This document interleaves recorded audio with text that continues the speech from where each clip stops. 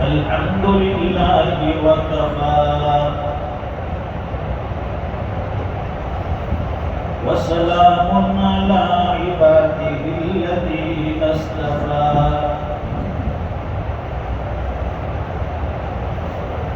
خصوصا على أفضلهم وخاتم النبيين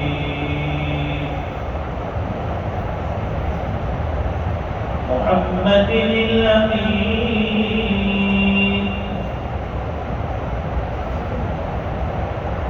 وعلى آله وأصحابه أجمعين.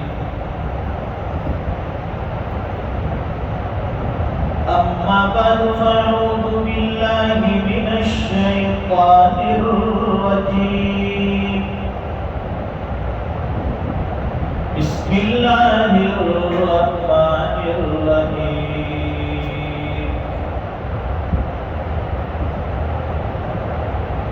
والذين آمنوا أشد حبا لله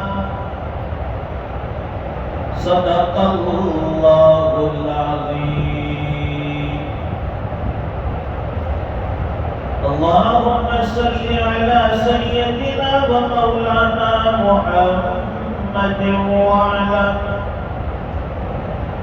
وعلى آل سيدنا محمد وبارك وسلم. بزرگوں اور دینی بھائی، ہماری گفتگو یہ چل رہی تھی کہ ایمان والے کو اللہ تعالی موقع موقع سے آزماتے ہیں. یوں کہیے کہ بار بار ہمارا امتحان لیا جاتا ہے. اسکول کا امتحان الگ ہوتا ہے، مدرسے کا امتحان الگ ہوتا ہے. یہ اللہ کی محبت کا امتحان، آپ کے ایمانی جذبے کا امتحان، کس کیٹیگری کا ایمان ہے. جیسے دنیا میں بھی کسی کمپنی کے ورکرز ہوتے ہیں، اس میں category, A category, B category, C category, کہ بھائی یہ ہائی لیول کی اسٹوڈنٹ، یہ مڈل کلاس، یہ تھرڈ کلاس.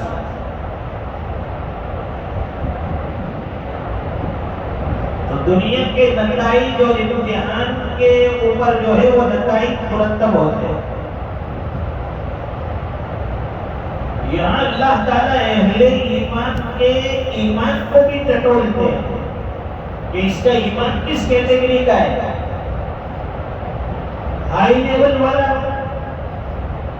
جو ایمان صحابہ کرام کو ملا تھا وہی ان کے پاس ہے، یا پھر اس سے تھوڑا نیچے جو اہل اللہ، مشائخ، اولیاء اللہ، ان کے پاس جو ایمان تھا وہ ہے ان کے پاس، یا پھر مسلمانوں کی طرح آخری درجے کا ایمان. نمازیں پڑھ لی، اللہ کے راستے کی تھوڑی محنت کر لی، اور بعض لوگ ہوتے ہیں اللہ کی محبت میں بڑے مضبوط ہوتے ہیں، ان کا ایمان بڑا پاورفل، وہ قسمیں کھا لیتے ہیں کسی چیز کی، اللہ تعالیٰ ان کی قسموں کو بھی پورا کر دیتے ہیں. اور جس کا ایمان جتنا مضبوط ہوتا ہے وہ ایمان کو عمل کے اوپر اتنا آسانی سے لے جاتا ہے. مضبوط ایمان والوں کے لیے عمل آسان کر دیا جاتا ہے. اس لیے تو دعوت و تبلیغ میں کہا جاتا ہے کہ بھائی اعمال والی زندگی لاؤ، اعمال والی. خالی یہ ہوا میں بات مت کرو، میں نے یوں محنت کی، میں نے اتنے چلے لگائے، فلاں کام کیا، وہ سب کیا، لیکن اعمال میں آپ کتنے جڑتے ہو وہ بتاؤ۔ دن بھر کے جو اعمال بتائے جاتے ہیں اس میں آپ کی حاضری ہے یا نہیں؟ اس میں آپ جڑتے ہو یا نہیں؟ 100% آپ کی اس میں پابندی ہے یا نہیں؟ وہ پرکھا جاتا ہے۔ اللہ تعالیٰ بھی اہل ایمان کو آزماتے ہیں، پرکھتے ہیں، امتحان لیتے ہیں۔ کبھی بیماری دے کر آزمائش کہ میرا بندہ تندرستی میں تو اچھا بھلا ہے، تھوڑی بیماری ان کو دی جائے تاکہ پتہ چل جائے گا کہ بیماری میں یہ ہمارا نام لیتا ہے یا نہیں، ہمیں یاد کرتا ہے یا نہیں، عبادت میں کمزوری آتی ہے یا برابر عبادت کرتا ہے۔ تو بیماری میں امتحان۔ صحت کے زمانے میں ماشاءاللہ اچھے خاصی نمازیں پڑھتا تھا، آتا تھا 5 وقت، لیکن تھوڑا سا بیمار ہو جاتا ہے، مسجد چھوڑ چھوڑ۔ یہ اللہ کی طرف سے امتحان ہے، آزمائش ہے، کسوٹی ہے، پرکھا جاتا ہے۔ حضرت ایوب علیہ السلام 18 سال تک بیمار رہے۔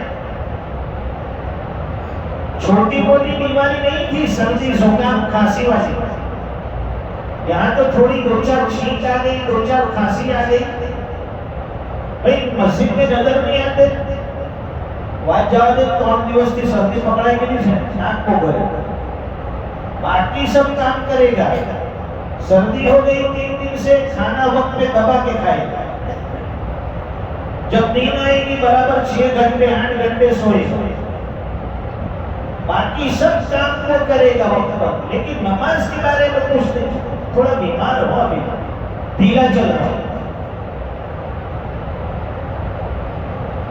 حضرت ایوب علیہ السلام کو 18 سال تک اللہ نے آزمائشوں میں مبتلا کیا، بیماری کی۔ بیماری بھی کیسی؟ پورے جسم میں پھپھولے پڑ گئے، پیپ سے بھر گئے، سارے پھپھولے پھوٹ گئے، اور زخم کے اندر کیڑے پڑ گئے، اتنی شدید تکلیف۔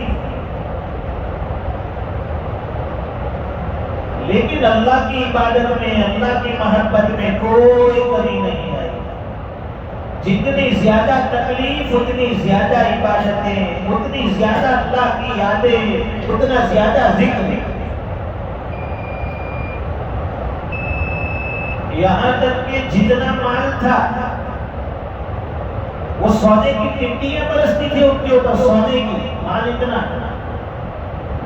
لوٹتے تھے، اللہ کی طرف سے سونے کی ٹنڈیاں مل رہی ہے۔ تو اس پر اعتراض کیا تھا شیطان نے یا فرشتوں نے کہ حضرت ایوب علیہ السلام کو تو آپ نے مال و دولت سے نوازا ہے، اس لیے وہ عبادت کرتے ہیں۔ فرمائے کہ نہیں، اللہ فرماتے ہیں کہ دیکھو امتحان لیتے ہیں، مال سارا کا سارا لے لیا، عبادت میں کوئی کمی نہیں آئی۔ ہمارے اوپر تھوڑے سے حالات آ جائے، قرض میں مبتلا ہو جائے، خرچے تھوڑے سے بڑھ جائے، تو دماغی پریشر اتنا ہائی ہوتا ہے کہ مسجد چھوڑ دیتے ہیں۔ بھائی نماز میں مسجد میں کیوں نہیں آتے ہو؟ تبلیغ میں کیوں نہیں جوڑتے ہو؟ اپنے ذرا وہ پریشانی سے تھوڑے سے حالات چل رہے ہیں، انشاءاللہ جیسے ہی حالات ختم ہو گئے تو انشاءاللہ جڑ جاؤ گے۔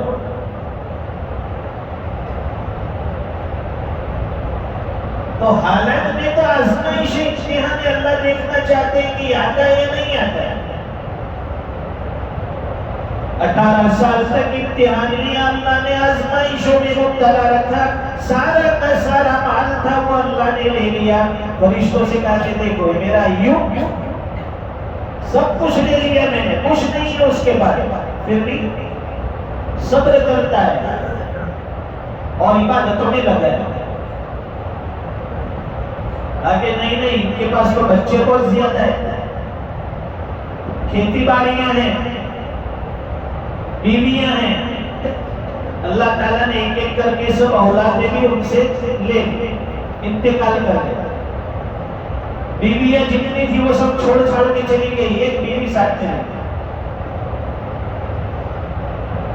پھر بھی اللہ کا شکر صبر، دو راستے ہمارے پاس، ایک شکر والا ایک صبر والا. مل جائے تو شکر ادا کرو، نہ ملے تو صبر کرو. اس کے علاوہ تیسرا کوئی گیٹ نہیں ہے ہمارے پاس، تیسرا کوئی راستہ نہیں ہے اللہ کو مننے کا. آنے والے حالات پر صبر کرے، اللہ کی عبادت میں لگے رہے، اللہ کے ساتھ میں گراتے رہے، اور جب جنتیں ملے، اللہ کی خوشخوشی ملے تو اللہ کو راضی کرنے کے لیے شکر ادا کرتے رہے. شکر کا مطلب ہی ہے اللہ کی عبادت میں لگنا. ہم لوگ شکر کا مطلب کچھ اور سمجھتے ہیں کہ بھائی مان لو دولت بہت ہے، اللہ کا شکر ادا کرنا ہے تو 2000 آدمی کو کھلاؤں گا. یہ کوئی شکر کا طریقہ نہیں ہے. شادی میں 2000 آدمی کو کھلاؤں گا، میں گوا کی میں فلانی جگہ کی ٹیم ماروں گا، سب دوستوں کو لے کے قربانیوں میں سب کو بھر کے لے جاؤں گا. یہ شکر کا طریقہ نہیں ہے. شکر کا مطلب ہے اللہ کی نعمت کا اس طرح شکر ادا کیا جائے، اللہ راضی ہو جائے، مزید نعمتیں دے. اس مال کو اللہ کے راستے میں خرچ کرے، زبان پر اللہ کے شکریہ کے کلمات ہو. ساری بیویاں چھوڑ کر چلی گئی، بچے سب انتقال کر گئے، اکیلے ہیں. تو پھر کہا کہ نہیں ہے یہ تو تندرست آدمی ہے. حضرت ایوب علیہ السلام بڑے تندرست ہیں، اس لیے وہ عبادت کرتے ہیں. پہلے کہا کہ ان کے پاس مال زیادہ ہے، اللہ نے مال لے لیا، کھیتی باڑی بھی سب ختم ہو گئی، جل گیا، کاشتکاری تباہ. لیکن ان کے پاس بیوی بچے بہت زیادہ ہے، وہ سب اللہ نے چھوڑوا دیا. اور پھر اعتراض کیا کہ ان کا جسم طاقتور ہے، یہ مضبوط ہے، صحت مند ہے، اس لیے عبادت کرتے ہیں. تو اللہ تعالیٰ نے کہا کہ چلو بیماری دے کر بھی میں اپنے ایوب کو آزماتا ہوں، پھر آپ دیکھ لیں. تو بیماری جسم میں بھگولے پڑ گئے، خون بہنے لگا، اندر میں کیڑے پڑ گئے. بعض مفسرین نے لکھا ہے کہ حضرت ایوب علیہ السلام کے جسم سے جب کوئی کیڑا گر جاتا ہے تو اس کو واپس اٹھا کر اسی زخم پہ رکھ دیا کہ اللہ نے تیری غذا میرے جسم کو بنایا ہے، یہ تیری غذا ہوگا. اب اتنا پاورفل ایمان ہمارا نہیں ہوتا. یہاں ہمارے راجکوٹ میں بیچارے ایک صاحب تھے تبلیغ سے جڑے ہوئے، انہوں نے جب یہ حضرت ایوب علیہ السلام کا قصہ سنا کہ بھائی وہ جسم سے کیڑا نیچے گر جاتا ہے، وہ اس کو اٹھا کر رکھ دیتے تھے کہ بھائی اس میں سے تیری غذا اللہ نے دی. تو انہوں نے اس پر عمل کس طرح کیا کہ ان کے گھر میں کھٹپن بہت زیادہ تھا، تو ان کے جسم سے کھٹپن نیچے گر جاتا، اٹھا کے واپس رکھتے. بھائی یہ کیا کرے گا کہ اللہ کو اپنے میرا خون اس کے لیے غذا بنایا. ارے بھائی یہ سنت نہیں ہے حضرت ایوب علیہ السلام کی.